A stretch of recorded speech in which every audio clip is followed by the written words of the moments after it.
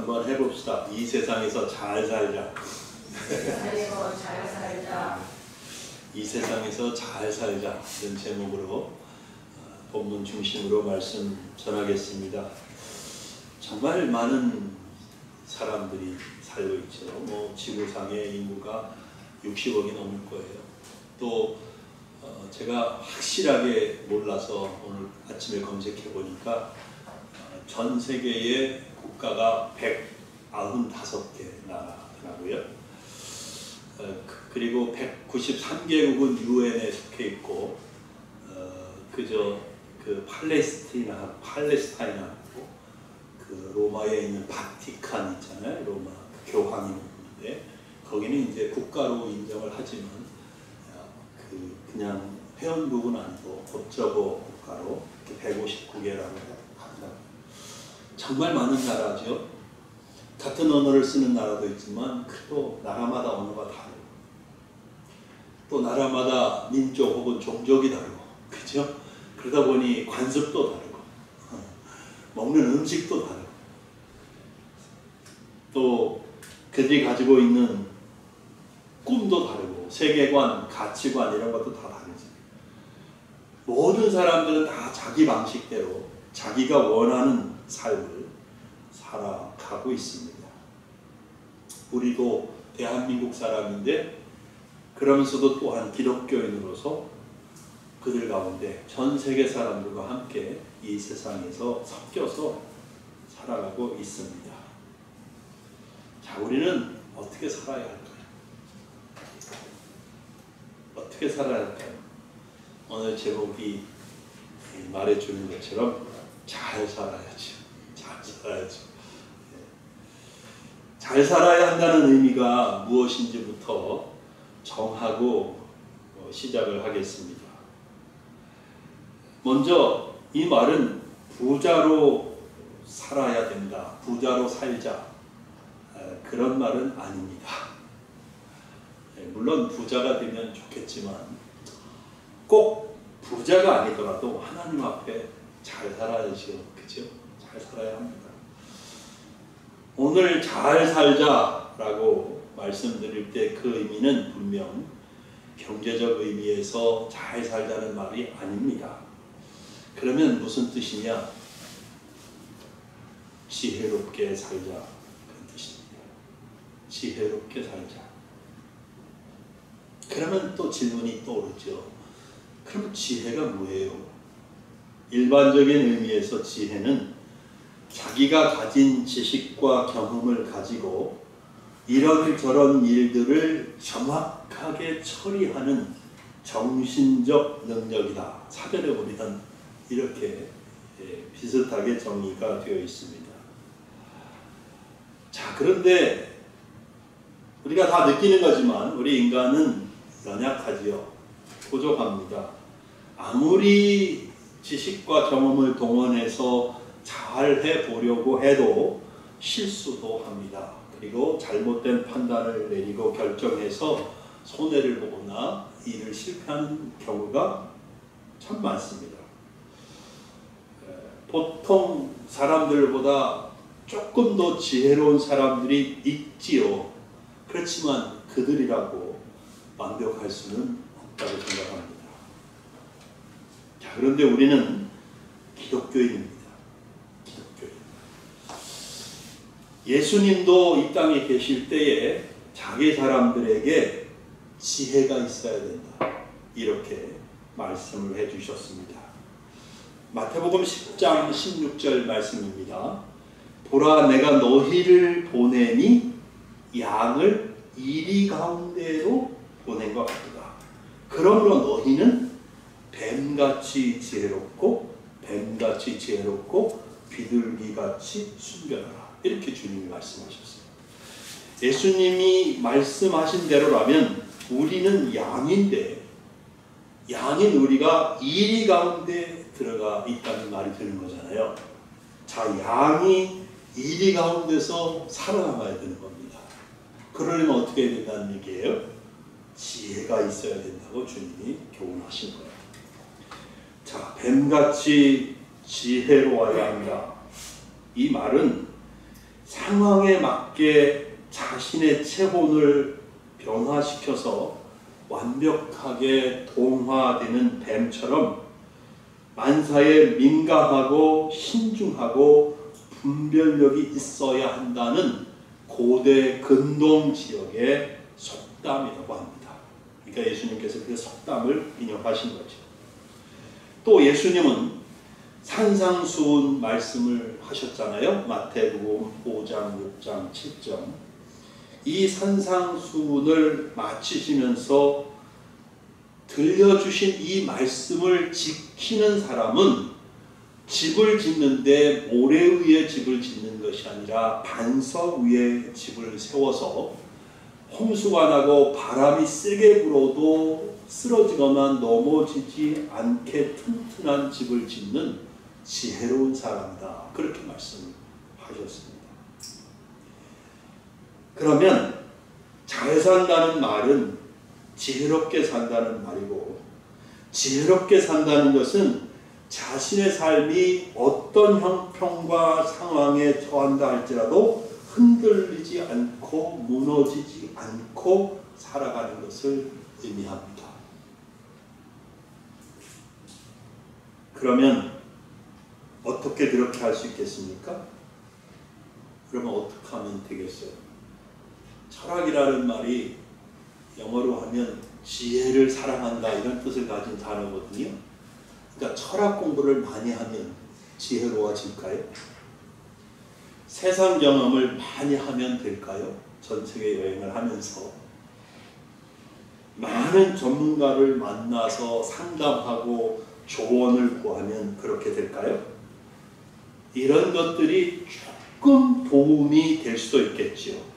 그러나 그런 것들로는 내가 하나님의 자녀로서 하나님의 눈앞에 지혜로운 삶을 살려고 할 때 그것들은 턱없이 부족하고 턱없이 모자라고 사실은 전혀 도움이 안 될 수도 있습니다.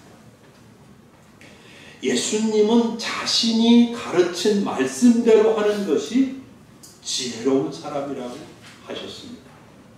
또 성경이 다른 데에서도 가르치는 것은 지혜는 다름 아닌 하나님께 있는 것이다. 그렇게 말씀하시면서 잘 아시는 대로 잠언 9장 10절에 여호와를 경외하는 것이 지혜의 근본이요 거룩하신 자를 아는 것이 명철이니라. 이렇게 말씀이 되어 있습니다. 자, 본문도 동일한 가르침을 우리에게 주고 있습니다. 9절 말씀 보시기 바랍니다. 본문 9절 같이 읽어볼까요? 시작. 여호와께서 성읍을 향하여 외쳐 부르시나니 지혜는 주의 이름을 경외함이니라. 아멘. 지혜가 뭐라고요? 주의 이름을 경외하는 것이 지혜다. 그렇게 말씀하고 있는 겁니다. 여러분, 성경은 분명히 말하고 있습니다. 지혜는 하나님을 경외하는 것이라고 말합니다. 그렇다면 지혜롭게 사는 것은 무엇입니까? 하나님을 경외하는 삶을 사는 것입니다. 왜 그렇습니까? 우리가 알 수 있죠. 하나님이 만물의 창조자이시고 통치자이시잖아요. 사도 바울이 성령의 감동을 받아서 로마서 11장 36절에 이렇게 말씀했습니다. 이는 만물이 주에게서 나오고 주로 말미암고 주에게로 돌아갑니다. 그에게 영광이 세세에 있을지어다. 여러분, 다시 쉽게 말씀을 드리자면 만물이 다 하나님으로부터 시작되었다는 거예요. 모든 일이 다 하나님으로부터 시작되는 거고 그 다음에 하나님의 통치 아래서 다 진행이 되는 거고, 그리고 마지막에 가서 하나님이 원하신 목적이 하나님의 뜻이 이루어진다는 말씀인 거예요. 그렇다면 여러분, 우리의 삶도 마찬가지 아니겠습니까? 우리의 인생, 우리의 삶은 하나님의 다스림 아래에 있습니다. 그러니 그 하나님을 경외하고 사는 것이 지혜 아니겠어요? 우리가 살고 죽고 건강하고 혹은 병이 들고 어떤 때는 부하게 되기도 하고 가난하게 되기도 하고 어떤 날은 형통한 날이 있기도 하고 힘들고 고통스러운 날이 있기도 합니다. 우리의 삶의 이 모든 것들은 하나님의 통치 아래에서 일어나고 있는 겁니다. 그렇다면 진실로 지혜로운 삶은 무엇입니까? 하나님의 뜻을 알고 하나님의 뜻 가운데 사는 삶이 지혜로운 삶인 것이죠. 아멘. 그러면 하나님께서 우리에게 원하시는 삶은 어떤 삶일까요? 본문 8절입니다. 같이 보시기 바랍니다. 같이 읽어보겠습니다. 시작. 사람아, 주께서 선한 것이 무엇임을 내게 보이셨나니 여호와께서 내게 구하시는 것은 오직 정의를 행하며 인자를 사랑하며 겸손하게 내 하나님과 함께 행하는 것이 아니냐. 아멘. 세 가지죠, 세 가지. 첫째가 뭐예요? 오직 정의를 행하며, 두 번째는 인자를 사랑하며, 세 번째는 겸손하게 내 하나님과 함께 동행하며. 이것이 하나님이 하나님의 백성에게 원하시는 거다. 자, 하나님이 미가 선지자를 통해서 이런 말씀을 하셔야 하는 그 시대 상황이 있습니다. 미가 선지자가 활동하던 시기는 기원전 8세기, 그러니까 예수님 오시기 한 800년 전에 활동을 했습니다. 이때의 이스라엘의 사회적 상황은 사회적으로, 정치적으로, 종교적으로 매우 혼란스럽고 불안정했던 시기였습니다. 당시 이스라엘과 유다는 내부적으로 부패가 아주 심했고 또 외부적으로는 강대국인 아시리아의 압박을 받고 있었습니다. 이런 시기에 활동한 미가 선지자는 가난한 사람들을 착취하고 재판을 공정하게 하지 않는 귀족과 부유층을 책망했습니다. 미가서를 읽어보시면 아실 수 있어요. 하나님을 섬기는 신앙도 많이 타락해서 제사가 형식적으로 변했고, 그리고 제사장들은 물질적인 이익을 탐하고 추구했습니다. 예언자들이 예언을 할 때 돈을 받고 예언을 했습니다. 강대국 아시리아의 압박으로 정치적으로도 많이 불안했습니다. 하나님께서 하나님의 백성인 이스라엘의 이런 타락하고 부패한 모습을 기뻐하시지 않았습니다. 그래서 하나님은 미가 선지자를 부르시고 미가를 통해서 하나님의 심판을 선포하십니다. 물론 나중에 또 회복에 대한 약속도 주시고 계십니다.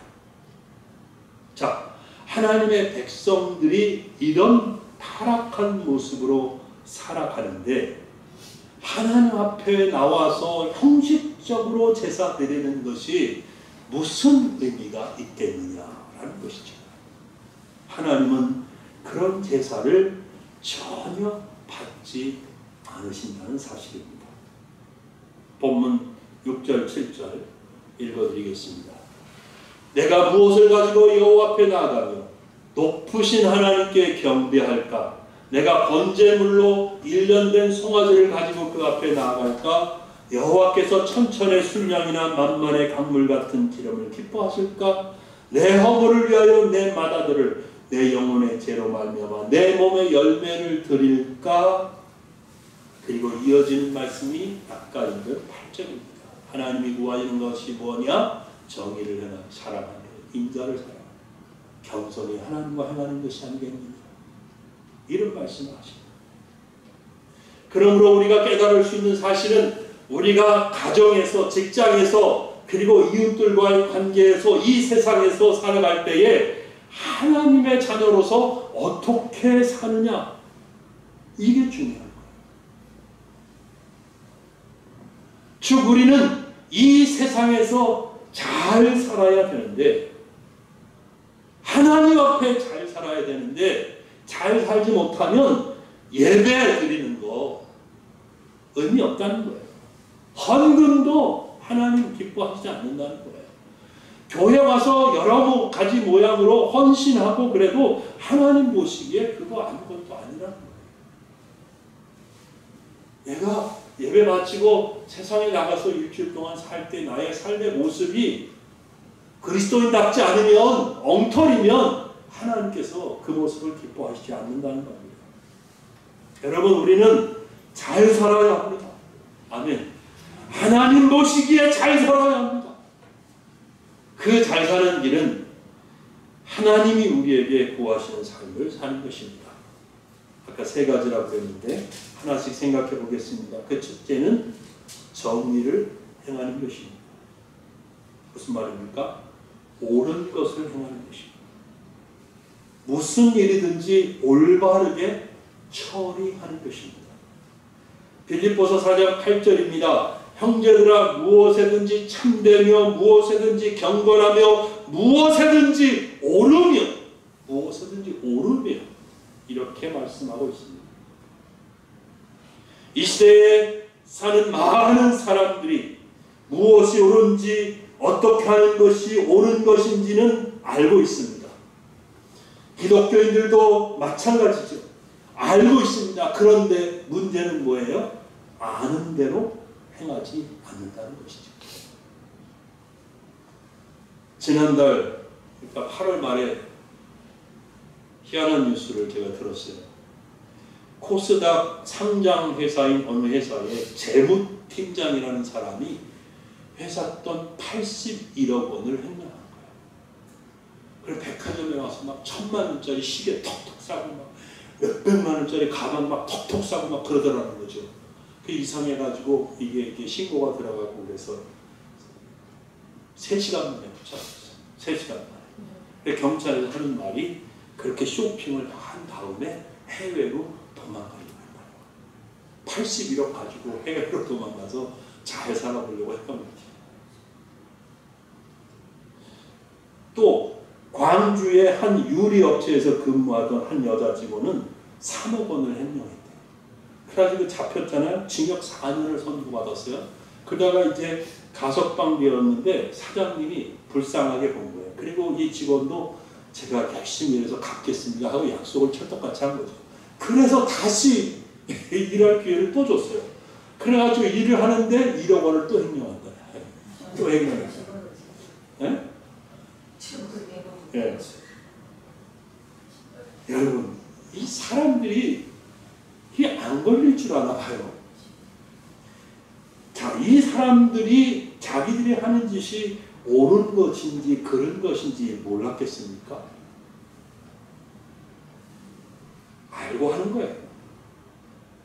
무엇이 옳은 것인지 알면서도 옳지 않은 일을 저지르고 있어요.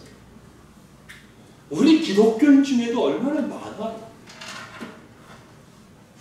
하나님 앞에 내가 이렇게 해야 되는데 그러면서 알면서도 안 하잖아요.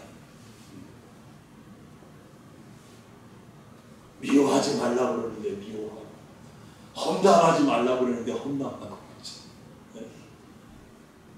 욕심내지 말라고 그러는데 세상 것에 욕심내고, 우리도 그러잖아요. 더군다나 우리 기독교인들은 우리 안에 거룩한 성령님이 내주하고 계셔서 더 잘 알 수 있어요. 더 잘 분별할 수 있어요. 근데 분별하는 것으로 끝이 아니라 옳은 것이 무엇인지를 알면 하나님이 원하시는 게 뭐예요? 그 옳은 것을 그대로 따라서 하라 이거예요. 옳은 것을 선택해서 옳은 일을 하라고 말씀하시는 거잖아요. 그것이 하나님이 원하시는 것이다 라는 것입니다. 여러분, 옳은 것을 하시는 여러분들이 되시길 바랍니다. 하나님이 우리에게 구하시는 두 번째는 인자를 사랑하는 겁니다. 인자. 자, 인자라는 말은 자비라는 말하고 똑같은 말이에요.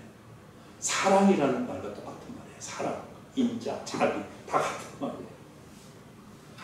이 말은 하나님과 사람 사이에서 이루어지는 변함없는 사랑, 자비, 또 은혜를 의미합니다. 그러므로 이 말씀은 이스라엘 백성들이 단순히 형식적인 종교 의식만 행하지 말고 하나님께서 보여주신 사랑과 자비를 이웃에게도 실천하기를 원하신다는 거예요. 그렇지 않습니까? 힘있는 자들이 힘없는 자들 막 속여 빼앗고 강한 쪽으로 빼앗고 착취하니까 사회가 그렇게 타락했으니까 하나님께서 이 말씀을 하시는 거죠. 인자를 사랑하는 이런 삶의 모습은 예수님께서 우리에게 보여주셨습니다. 잘 아시겠지만 예수님은 가난하고 병든 사람들을 늘 가까이 하시고 불쌍히 여겨주셨습니다. 그 당시 유대 사회에서 그 타락한 사람, 죄인, 그리고 온전한 그런 삶이 아니라고 정죄하는 그런 어떤 계급의 사람들이라도 예수님은 편견을 갖지 않으셨어요. 선입견을 갖지 않으시고 도와주시고 그들의 필요를 채워주셨습니다. 여러분, 물론 우리가 예수님처럼 그렇게 완전하게 살 수는 없겠지만 이웃을 하나님의 사랑으로 섬기는 것은 하나님의 자녀들인 우리들에게 반드시 있어야 하는 모습인 것입니다. 아멘. 제가 필리핀에 자주 가잖아요. 아실 겁니다. 가서 설교를 하고 또 신학교에서 신학생들에게 강의를 하고 그렇게 하는 거죠. 어떤 목사님 사모님이 저에게 목사님 가면 아주 극진하게 대접을 잘 받으면서 그렇게 강의하고 오는 줄 알았다고 그러더라고요. 그러니까 비행기 값도 다 거기서 제공해주고 또 사례비도 왕창 주고 대접도 엄청 잘하고 이렇게 하면서 강의를 맡겨서 그렇게 강의하고 오는 줄 알았다고 그러시더라고요. 근데 여러분, 그렇지 않아요. 제가 갈 때마다 신학교에다가 100만 원을 냅니다. 학생들에게 밥값 그리고 장학금 쪽으로 내는 거예요. 그리고 비행기값, 저의 숙소 다 제가 하는 거예요. 헌신하는 거예요. 제가 드리는 거예요. 그래서 제가 필리핀에 가서 강의하거나 설교하면서 필리핀 학생들에게 또 필리핀 성도들에게 하는 말이 있습니다. 저는 필리핀이라고 하는 나라에 대해서 고마운 생각을 갖고 있습니다. 왜냐하면 필리핀은 한국전쟁 때에 유엔군 UN 16개국 중에 한 나라였습니다. 필리핀이 보낸 병사는 5만 명이나 됩니다. 16개국 중에서 5번째로 많은 숫자입니다. 대한민국은 필리핀에게 빚을 졌습니다. 제가 이렇게 하는 것이 비록 아주 미약한 거지만 저는 필리핀을 돕고 섬기는 마음으로 옵니다. 다시 한번 고맙습니다, 여러분. 여러분들이 신실한 하나님의 사람들이 되어서 필리핀 여러분의 나라를 변화시킬 수 있기를 기도합니다. 여러분의 나라 필리핀이 하나님의 축복을 받은 나라가 될 수 있기를 바랍니다. 이렇게 말합니다. 우리가 할 수 있는 만큼 이웃을 사랑하고 섬기고 우리의 것을 나누는 것은 하나님께서 우리에게 진실로 원하시는 모습이라는 사실을 오늘 다시 한번 마음속에 새겨두실 수 있기를 바랍니다. 자, 하나님이 우리에게 구하시는 것 세 번째는 겸손하게 하나님과 함께 행하는 것입니다. 하나님 앞에서 자기를 낮추는 것이죠. 나 자신의 연약함과 부족함을 인정하고 하나님을 신뢰하고 의지하는 것입니다. 매일매일 하나님의 인도를 구하고 순종하고 따라가는 것입니다. 비록 나 자신의 전문 영역이라 할지라도 늘 하나님 앞에 내 자신을 낮추고 하나님의 도우심과 능력 그리고 지혜를 구하는 삶을 의미합니다. 보통 저부터도 그래요. 내가 잘할 수 있다고 자신만만하게 생각하는 것들은 그것을 위해서 기도를 잘 안 하게 되는 성향이 있습니다. 겸손하게 하나님의 도우심을 구하지 않는 것입니다. 그러나 여러분, 아무리 쉽고 작은 일이라도 혹은 아무리 내가 능숙하게 잘할 수 있는 일이라도 아무리 나의 전문 영역이라도 하나님의 도우심과 능력을 구하고 하나님의 뜻을 구한다면 하나님이 기뻐하실 겁니다. 주부들은 밥하기 전에 하나님 오늘 밥이 잘 되게 해주세요. 반찬을 만들기 전에 하나님 최고로 맛있는 반찬이 되게 해주세요. 기도할 필요가 있는 거예요. 수십 년 하니까 얼마나 능숙하게 잘하겠습니까? 그러나 하나님이 또 도와주시라고 붙들어 달라고 기도하는 거지. 이렇게 하나님이 구하시는 것을 행하면서 하나님을 경외하는 삶을 사는 것이 지혜인 것입니다, 여러분. 이렇게 사는 것이 기독교인으로서 이 세상에서 잘 사는 것입니다. 아멘. 10절부터 16절까지 보면 미가 선지자 당시 이스라엘은 이렇게 살았습니까? 못 살았습니까? 10절부터 16절까지 읽어보면 이스라엘 삶은 아까 말씀드린 것처럼 부패했고 그 다음에 부정부패가 만연했습니다. 정말 그렇게 살지 못했습니다. 정의가 사라졌었습니다. 제사장들도 선지자들도 하나님을 온전히 섬기는 신실한 종들이 아니었습니다. 그들은 물질의 눈이 어두워졌습니다. 그 결과 그들의 삶이 어떻게 되었습니까? 또 어떻게 될 것이라고 말씀하고 있습니까? 13절부터 15절까지 미가를 통해서 하나님 말씀하십니다. 읽어드리겠습니다. 보시기 바랍니다. 그러므로 나도 너를 쳐서 병들게 하였으며 내 죄로 말미암아 너를 황폐하게 하였나니 내가 먹어도 배부르지 못하고 항상 속이 빌 것이며 내가 감추어도 보존되지 못하겠고 보존된 것은 내가 칼에 붙일 것이며 내가 씨를 뿌려도 추수하지 못할 것이며 감람 열매를 밟아도 기름을 내 몸에 바르지 못할 것이며 포도를 밟아도 술을 마시지 못하리라. 13절은 과거입니다. 그죠? 과거형으로 되어 있어요. 하나님이 이미 하신 일을 말씀하고 있는 거예요. 하나님이 이스라엘을 쳐서 어떻게 됐다고요? 병들게 했고 또 내 죄로 말미암아 너를 이스라엘을 황폐하게 했다고 말합니다. 하나님이 심판하신 거예요. 그리고 14절과 15절은 미래입니다. 앞으로 이렇게 할 거다라고 말씀하고 있어요. 어떻게 하시겠다는 거예요? 먹어도 배부르지 못하고 감추어도 뭔가 이건 중요한 건데 귀한 건데 이건 감춰둬야지. 그렇게 감추어도 그것이 잘 보존이 되지 않아요. 자, 봄에 씨를 뿌리면 가을에 추수해야 되잖아요. 근데 뭐라 그래요? 봄에 씨를 뿌려도 가을에 추수할 것이 있고 없고 감람나무 열매도 포도 열매도 수확할 수가 없을 거다라고 말씀하고 있어요. 그러니까 하나님 앞에 하나님의 백성답게 바르게 살지 않으니까 하나님이 축복하시지를 않아요. 그러니까 되는 일이 없어요. 씨를 뿌려도 가을에 추수할 게 없어요.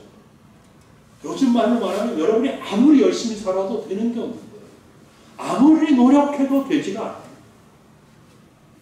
아무리 발버둥을 쳐도 되지를 않아요.